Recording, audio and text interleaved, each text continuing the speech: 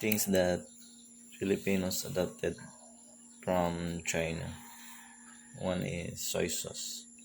Soy sauce is commonly used for condiments of all Filipinos, and it adopted to many of Filipinos. Soy sauce is sometimes called soya sauce. In British, it's called liquid condiment. Of Chinese origin, traditionally made it from a fermented paste of soybeans, roasted grain, and brain.